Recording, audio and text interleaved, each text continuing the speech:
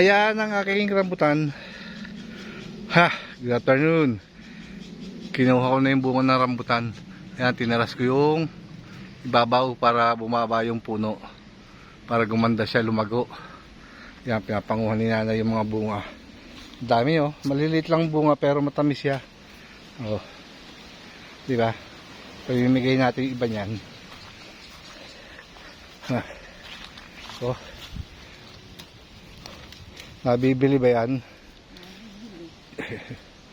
Oh. Dami. Oo, kapagdala.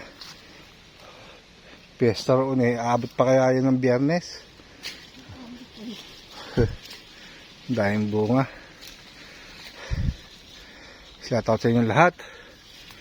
Kung kayo nung makakapanood nitong aking vlog kay Ramel episode, pakasuportahan naman ang aking YouTube channel para sa aming pagbablog, para hindi man sayang yung aming pagod dito sa Mountain Farm ni Nanay. Ayan, update lang to. Ayan ang aming rambutan, aming yung pinapanguha. Ayan oh, dami. Hinihingal ako kasi ako naglinis pa. Ayan, nag-scatter ako dito para maging malinis yung ano, kasi linggo ngayon wala akong pasok, bukas daw darating ang bagyo. Inunahan ko na, bali doon lang sa dulo ang hindi ko natapos. Itong lugar na to natapos ko na to, napadaanan ko na to ng grass cutter.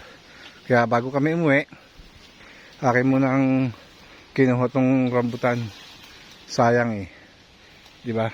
Ang itsura ko, pawis na pawis, ang dumi, sakit ng baraso. Ay si nanay oh. Ha. Kung kayo nakarating sa dulo ng aking video at nakatapos kayo ng aking vlog, salamat ng marami sa inyo. Hanggang dito na lang, maiksi lang to. Bye bye.